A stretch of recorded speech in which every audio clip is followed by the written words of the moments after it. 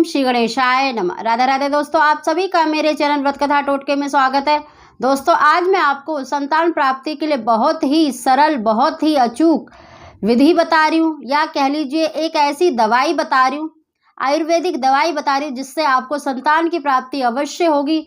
जिन भी मेरी बहनों को अभी तक कोई संतान नहीं है, या जो पुत्र की कामना रखती हैं, जिनके सिर्फ कन्या संतान है और जो चाहती हैं कि हमें पुत्र की प्राप्ति हो जाए, तो इस दवाई का प्रयोग अवश्य करना चाहिए।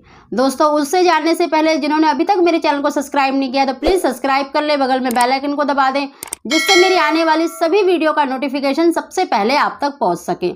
दोस्तों ये बहुत ही सरल और मतलब अचूक उपाय कह लीजिए या विधि कह लीजिए, जिससे आपको संतान की प्राप्ति अवश्य ही होगी, क्योंकि ये एक आयुर्वेदिक दवाई है, इसका कोई साइड इफेक्ट नहीं है। और बस आप इस चीज़ का ध्यान रखें, जो जड़ी बूटी आपको लेनी है वो असली होनी चाहिए। आप किसी भी अच्छे जहाँ पर जड़ी बूटियाँ मिलती हैं वहाँ से, या ऑनलाइन भी आप इनको ऑर्डर कर सकती हैं। दोस्तों इसके लिए आपको लेना है शिवलिंग के बीज का प्रयोग। आपने सुना भी होगा कि इससे शिवलिंग के बीज का प्रयोग संतान प्राप्ति के लिए, पुत्र प्राप्ति के लिए इसका प्रयोग किया जाता है।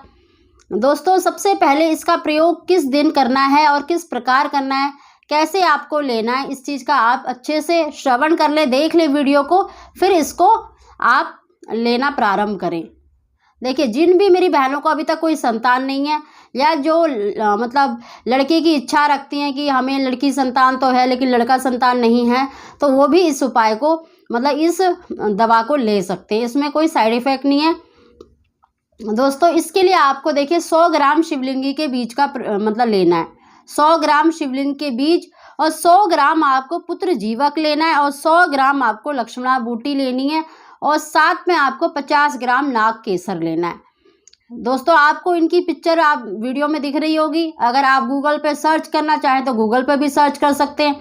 देखिए जो जड़ी बूटियां हैं ये संतान प्राप्ति में बहुत ही उपयोगी मानी जाती हैं, तो इसीलिए मैं आपको इनका प्रयोग बता रही हूँ।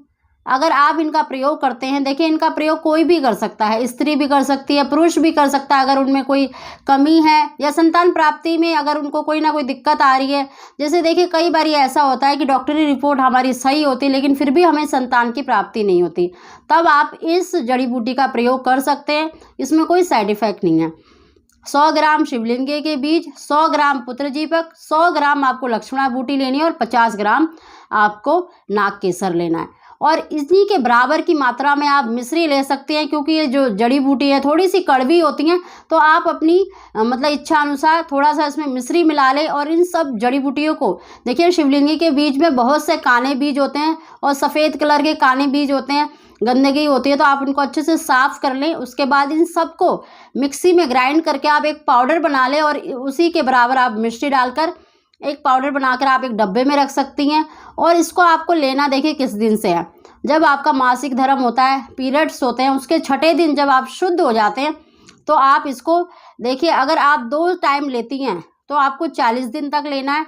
अगर आप एक समय लेना चाहती हैं तो आपको लास्ट 3 महीने तक, जिनको जैसे गर्भधारण नहीं हो रहा, कंसीव करने में दिक्कत आ रही है, तो लास्ट 3 महीने तक वो इस दवा को ले सकते हैं, कोई साइड इफ़ेक्ट नहीं है। दोस्तों सुबह शाम आप किसी भी समय मतलब ले सकते हैं, नाश्ता करके भी ले सकते हैं, खाली पेट भी ले सकते हैं, तो कोई इसमें कोई दिक्कत वाली बात नहीं है। और लेना देखिए जिन भी मेरी बहनों को जैसे पुत्र की कामना है, पुत्र की इच्छा रखते हैं, तो वो इस जो 1 चम्मच जो ये पाउडर लेना है तो बछड़े वाली गाय के दूध के साथ लेना है।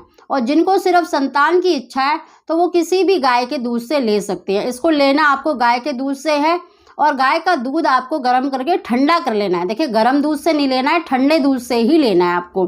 आप गर्म करके पहले रख लें और उसको ठंडा करके फिर लें। चाहे तो आप सोते समय भी ले सकते हैं अगर एक समय लेना चाहती हैं, नहीं तो आप 2 समय पर भी 2 टाइम भी ले सकते हैं, इसका कोई साइड इफ़ेक्ट नहीं है। और जब आपको जैसे कंसीव हो जाता है तो उसके 1 हफ्ते बाद इस दवा को आप बंद कर दें। ये बहुत ही मतलब कारगर मैंने आपको दवा बताई है, क्योंकि बहुतों ने इसका प्रयोग कराया तो उनको संतान की प्राप्ति अवश्य हुई है। तो आप भी अगर जिनको संतान प्राप्ति में दिक्कत हो रही है तो वो भी ले सकते हैं, और जो पुत्र की इच्छा रखते हैं तो वो भी ले सकते हैं। इसमें कोई साइड इफ़ेक्ट नहीं है, आप इसका प्रयोग निश्चित होकर ले सकते हैं। और अगर मतलब हस्बैंड वाइफ दोनों लेना चाहें तो दोनों भी ले सकते हैं, कोई इसमें दिक्कत वाली बात नहीं है। अगर फिर भी अगर आपको कुछ समझ ना आया हो तो आप कमेंट करके भी मुझसे पूछ सकते हैं।